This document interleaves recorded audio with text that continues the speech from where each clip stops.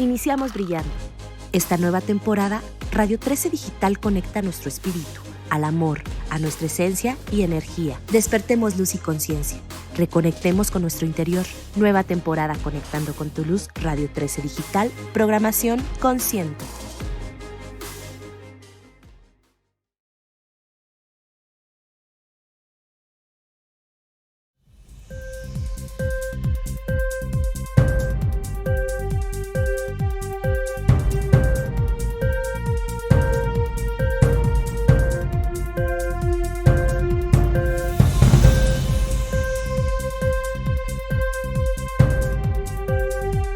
Hola, ¿qué tal amigos de Radio 13? Pues nuevamente estamos aquí a distancia por el tema de la cuarta ola. Hay que seguir cuidándonos pues en este inicio del 2022. Yo soy Daniel Flores, titular del programa War Room pues en esta emisora, por supuesto, y también periodista en Publimetro México. Y hoy vamos a tocar un tema que le hemos estado dando seguimiento, que ha creado pues controversia y sobre todo polémica por la serie de irregularidades en las que estuvo envuelto pues un jefe de gobierno que ahora pues también se ha destapado por la presidencia. Va a estar bastante bueno y bueno, pues le agradezco muchísimo los minutos. Aquí se está conectando Isela Lagunas, que es una gran amiga ya de varios años de periodista también. ¿Cómo estás, Isela? Muy buenas tardes.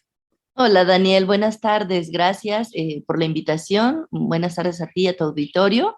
Pues sí, mira, para hablarles de este libro, Línea 12, Crónica de una tragedia anunciada, ¿no? Y como bien dices, es un trabajo que pues habla de esta terrible tragedia ocurrida en mayo de 2021, en el que perdieron la vida tristemente 26 personas y más de 100 resultaron con lesiones en algunos casos de por vida. Oye, justamente un hecho que marcó a la Ciudad de México, sobre todo todavía en una fase de emergencia sanitaria, ver esa imagen que le dio la vuelta al mundo de este colapso de uno de los trenes. Isela, sobre todo para que tuvieran nuestros usuarios que se están conectando a través de Radio 13 un poco del contexto, es el proyecto Bandera de Marcelo Ebrard. ¿Cómo decides primero pues dar a conocer esta historia? Yo recuerdo mucho, todavía era estudiante de una universidad de periodismo, te leí en Reporte Índigo precisamente sobre estas historias y estos reportajes que sacaste de la línea 12. ¿Cómo es que inicia todo eso y el seguimiento y obviamente pues todo lo que implicó, Isela, por favor? Claro, sí, efectivamente, se trata de una investigación que no surge a partir del accidente del año pasado, sino que se trata de una investigación que inicié desde que la construcción de la línea 12 se proyectó y específicamente pues en el sexenio de Marcelo Ebrard, hoy canciller del gobierno de la República, ¿no? Específicamente desde que empieza, se anuncia el proyecto, esta gran idea efectivamente de que sería la obra cumbre del sexenio de Marcelo Ebrard y que en esos momentos así se comentaba en los medios, ¿no? Y ahí están las evidencias de que sería pues la obra que catapultaría las aspiraciones presidenciales, ¿no? Que es bien sabido tiene el canciller. Sigo con esta investigación, concluye el gobierno de Marcelo Ebrard y hereda, digamos, la obra y todas sus problemáticas a Miguel Ángel Mancera, que es su sucesor, y en ese momento empiezan a salir a la luz pública una serie de informes, ¿no? Específicamente yo recuerdo uno que detonó, digamos, públicamente lo que sería esta gran problemática, que fue a principios de 2014 y que hablaba de un informe confidencial, Dani, que advertía que existía el riesgo de un descarrilamiento, ¿no? Que hablaba de la gravedad de la situación de la línea 12 y que no era apta para transportar pasajeros, tú recordarás. Y Así es. número 3, advertía que si no se tomaban las acciones pertinentes, pues podría ocurrir una gran tragedia, como finalmente terminó ocurriendo en mayo de 2021, ¿no? Entonces empiezo esta investigación, ¿no? cuando empiezo a adentrarme, ¿no? Me doy cuenta que no es a partir de esos años, sino incluso antes de la inauguración, que los propios ingenieros y especialistas advertían de fallas en el tramo elevado, en general en toda la línea, un fenómeno que denominaron desgaste ondulatorio, que es un fenómeno que se presenta en diferentes sistemas ferroviarios, pero en el caso de la línea 12 se presentaba de manera acelerada, ¿no? Muy Y prematura, los así es.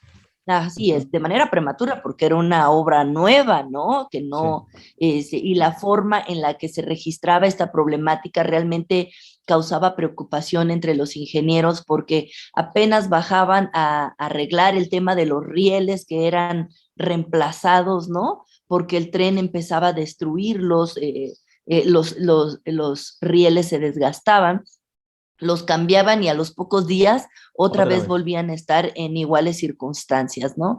Entonces, por aquellos años, estoy hablando de 2013, 2014, se presentó esto, el desgaste ondulatorio acelerado. Luego, tú recordarás que en el 2014, este informe, esta situación, obliga al cierre, al tramo elevado de la línea 12 y generando un gran conflicto abierto político entre Miguel Ángel Mancera y Marcelo Ebrard. Luego, en el 2017, el sismo de 2017, ubico yo como otra gran alerta roja de lo que estaba ocurriendo en la línea 12, porque el sismo obliga a la revisión de la estructura y encuentran que la columna 69 está severamente dañada. Y al profundizar y encuentran que es falta de cinchos, falta de concreto, ¿no?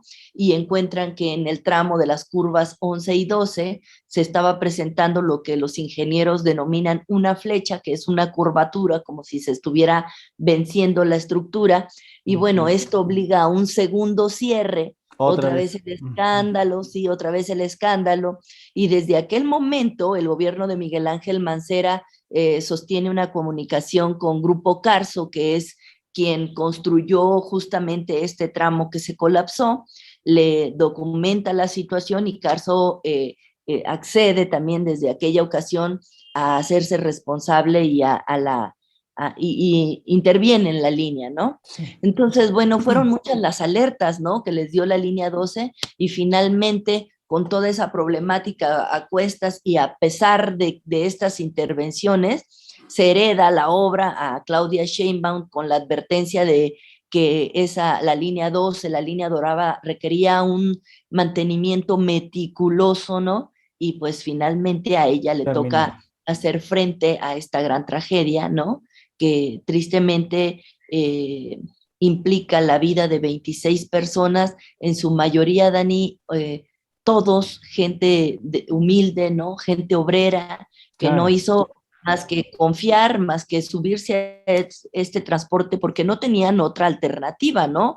Y la otra, como tú bien sabes, en esa zona, pues era confiar en estas combis, en este transporte en el que son asaltados y en el que comúnmente vemos a estos jóvenes que se suben armados, ¿no? Entonces la gente confió, se subió a la línea 12 y pues tristemente hoy son parte pues de esta estadística y de este evento que, como bien dices, marcó a la Ciudad de México, marcó a la ingeniería mexicana y marcó a estos personajes, por supuesto, que hoy están interesados en contender por la presidencia de la República. y yo creo que eso es lo más grave, Isela, el costo de las vidas. Bien lo mencionas, no solamente fueron una o dos o tres alertas, lo venías denunciando desde hace varios años con diferentes estudios, con diferentes voces de especialistas en la materia, y bueno, terminó sucediendo. Quería preguntarte sobre todo, pues, lo que ha sucedido en los últimos meses. Pareciera que el tema de la línea 12 cada vez se menciona menos, pues, en la agenda pública. La apuesta de parte de las autoridades o de los implicados le están apostando al olvido, Isela. ¿Cuál sería también el llamado, sobre todo porque pues las víctimas siguen pues ahí muy presentes y pues definitivamente va a ser una herida muy difícil de cerrar, Sí, principalmente en la ciudad? sí, sin duda. Digamos que la parte de la intención de este libro exactamente es acumular estas historias dolorosas, ¿no? De las víctimas que yo insisto en que han sido revictimizadas en algunos casos por la atención o la desatención que han tenido del gobierno. Recientemente, la Fiscalía de la Ciudad de México anunció un acuerdo reparatorio en el que se integran algunas víctimas, ¿no? Sí. Sin embargo, hay otro bloque de víctimas y de sobrevivientes que no han accedido y que han emprendido acciones legales de manera independiente, ¿no? Y que no forman parte de este acuerdo reparatorio. Hay claroscuros en esta situación, Daniel, porque se habla que Grupo Carso, se habla de manera extraoficial que Grupo Carso y el gobierno de la ciudad habrían firmado un acuerdo reparatorio por 800 millones de pesos, de los que con esta cantidad se repararía el tramo elevado. Como tú sabes, Carso ya aceptó públicamente que se va a reparar y de ese dinero se estaría hablando que se daría la reparación del daño. Todo apunta a que este proceso se va a encauzar a esto, ¿no? Yo hablo mucho de la situación personal de las víctimas que conocí de primera mano y te digo que son familias pues que no están como para soportar o para aguantar, digamos, hacer frente económicamente a un proceso que dure 10 años o que los lleve a estar en tribunales 10 años. Primero porque los sobrevivientes pues tienen que retomar su vida, buscar la manera de ganarse el sustento, ¿no? Una vez que murió el pilar, en algunos casos, claro, de las familias, ¿no? Y bueno, existen estas víctimas, la Fiscalía habla de un gran número de personas que se acogieron a este beneficio, ¿no? Pero por el otro lado hay un gran bloque que habla que han sido presionados desde siempre para firmar un documento que a cambio de darles este beneficio económico al que están obligados las autoridades, ¿no? Ellos se rehúsan a emprender cualquier acción legal, ¿no? Yo creo que en ese sentido todavía nos hace falta mucho por ver. Está este bloque de víctimas que buscan justicia pura, ¿no? Que no es solamente hablar del tema económico, sino que realmente quieren ver culpables en prisión. Sin embargo, por parte de la Fiscalía no hemos visto más que esta lista de al menos 10 señalados, ¿no? En los muy que... pocos, ¿no? O sea, sí, muy pocos por la magnitud de la obra y de todo lo que se hizo y se gastó. Sin duda, sin duda. Se trata de este grupo de señalados que del extinto proyecto Metro y que están encabezados por Enrique Orcasitas, quien fue, como tú sabes, el director de Proyecto Metro, esta institución que crea Marcelo Ebrard para sacar adelante la obra, ¿no? Sin embargo, pues ni siquiera se ha realizado la primera audiencia, Dani, ¿no? Va largo el asunto. Sí, pareciera que hay una intención ahí de desgastar, ¿no? Que lo consiguen porque, insisto, para estas personas viajar desde Tláhuac en sus condiciones a los juzgados, de verdad implica un gran esfuerzo que pues no podrían resistir por años, ¿no? Sin embargo, muchos de ellos tienen la fortaleza para decir que no se van a cansar de exigir justicia. Yo insisto, Dani, en que este gobierno se ha caracterizado, el presidente de la República, en insistir en que no son iguales. Ajá. Entonces yo aprovecho para decir que las víctimas de la línea 12 son la oportunidad perfecta para demostrar que no son iguales y que se va a conseguir justicia y que no va a ser un caso más de impunidad. Claro, justo esa es la palabra que quería. Todavía nos quedan unos minutos, Gisela, pero nada más el objetivo de este libro, bien lo comentaste al inicio, no es una investigación que se hizo a raíz del accidente de hace casi un año, sino lo vienes documentando desde ya varios años atrás. Obviamente, pues las deficiencias que presentó este proyecto estrella bandera del entonces jefe de gobierno Marcelo Ebrard. Y nada más me gustaría cerrar con esto, Gisela, si pudieras comentarnos pues el objetivo de este libro, que te han comentado también, que te han dicho sobre todo las primeras impresiones, Y bueno, pues obviamente pues los habitantes de la Ciudad de México le apuestan a que no existe impunidad sobre este caso y bueno, todo lo que sucede y obviamente pues que no sea obviamente un caso más en donde no exista justicia. Por favor, Gisela. Sin duda, sin duda. La intención, por supuesto, es hacer evidentes, hacer visibles a todas estas víctimas, ¿no? Que en muchos casos, te comento un caso específico, Dani. Existe una señora que es víctima, su esposo murió en el accidente y ahora en la última audiencia ni siquiera aparecía en la lista de víctimas de la fiscalía. Entonces Sí. ella llega ahí, invitada por los abogados, y acredita ahí su personalidad. Yo soy la señora Celia. Ella estaba muy resentida porque en este caos en los que, en medio de los minutos después del accidente, que las víctimas se dieron las familias se dieron a la tarea de buscar a sus esposos, madres, hijos, ¿no? Entre los escombros, en los hospitales, en el Ministerio Público. Esta señora es abordada por un pseudo abogado y pues en su angustia le firma unos papeles y este abogado cobra algún beneficio y desaparece. Entonces ella estaba sumamente dolida, por supuesto enojada, ¿no? Y pues en esta audiencia llega invitada por unos abogados y es inconcebible, ¿no? El grado de poco control o pareciera falta de interés, ¿no? De que una persona que perdió a su esposo no forme parte de la lista de los afectados, ¿no? De las terceras personas pues que perdieron algún familiar ahí. Entonces, ¿cuál es la intención del libro?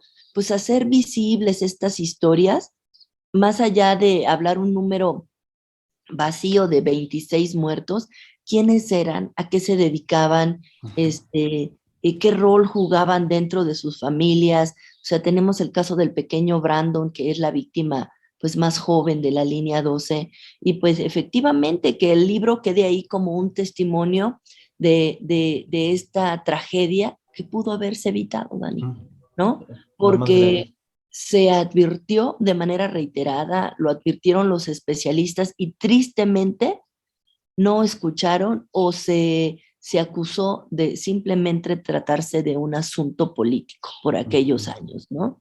Claro. Tú recordarás claramente la postura del canciller que insistió en que era un asunto político impulsado en el gobierno de Miguel Ángel Mancera, ¿no? Entonces, pues tristemente escribía yo los primeros minutos después del accidente que tristemente los muertos tuvieron que acallar esa versión o tapar bocas, ¿no? De que no era un asunto político, realmente la línea 12 se construyó mal. Yo sé que causa mucha incomodidad cuando me preguntan quién se intenta descarrilar. No se intenta descarrilar a nadie. Este libro no intenta descarrilar a nadie, simplemente cómo dejas de hablar de Marcelo Ebrard, que fue quien la ideó y la construyó. Por supuesto, Y hoy el aspira responsable o no. claro. ¿Y cómo dejas de hablar de Claudia Sheinbaum, que es a quien se le cayó, ¿no? Y en medio queda Miguel Ángel Mancera con todas estas acusaciones, sí, de corrupción y que se le puede llevar al banquillo como se intenta por otros temas, pero hoy por hoy queda en medio de estas dos administraciones, ¿no? De Morena, ¿no? Pero Miguel Ángel Mancera, les incomode o no, cerró la línea. Cerró 2 veces la línea para hacerle medianamente reparaciones y era una afectación que no se podía ver a simple vista, Dani. O sea, no era de que los ingenieros recorrieran la línea y dijeran, está gravísimo, ¿no? Se está cayendo por dentro, ¿no? Se hizo en el 2017 con equipo especial que vio las estructuras por dentro y entonces se alertó que algunas vigas, pues tenían que algunos pilares tenían deficiencias de construcción, ¿no? Entonces, pues, ¿qué hace falta? Pues se hace falta llamar a Carso, ¿no? Hace falta llamar a todos esos responsables, hace falta llamar a los de ICA, cuál fue su papel, no estamos viendo eso. ¿Qué vamos a ver en el juicio? Pareciera, como bien dices, que existe la intención de borrar el episodio de la mente, y bueno, yo espero que el libro ayude a que no quede en el olvido. Ojalá así sea, Isela, sobre todo porque pues están estas familias, lo comentas, no solamente es un número, son familias que perdieron pues a seres queridos. Te agradezco mucho los minutos, Isela. Vamos a poner los datos del libro y las redes sociales. También si nos puedes recordar tus redes sociales por si alguien está interesado en preguntarte algo sobre la línea 12 o sobre el mismo libro, si eres tan amable de ponernos tus datos, por favor, Isela. Sí, por supuesto, yo estoy en Facebook, en Twitter y en Instagram como Isela Laguna. Muchísimas gracias, Isela. Y bueno, pues con esto cerramos este tema de la línea 12 que vamos a seguirle dando, por supuesto. Hola, Dan, ¿me escuchas? Ay, permíteme. Sí, tranquilo. Isela, pues te agradezco muchísimo los minutos, la claridad del tema. Por supuesto, le vamos a dar seguimiento pues al tema de la línea 12. Espero que pues puedas seguir documentando las deficiencias y se haga justicia, sobre todo para las personas que estuvieron implicadas en este proyecto, un proyecto que fue de varios años y que terminó en una tragedia en la Ciudad de México. Te agradezco mucho. Nada más si nos puedes repetir tus redes sociales, por favor. Por supuesto, yo estoy como Isela Lagunas en Facebook, Twitter e Instagram. Muchísimas gracias, Isela Lagunas. Pues vamos a estarle poniendo lupa a este caso y bueno, pues nos vemos hasta la próxima, Isela. Gracias a ti, Dani. Gracias. Hasta luego. Hasta luego.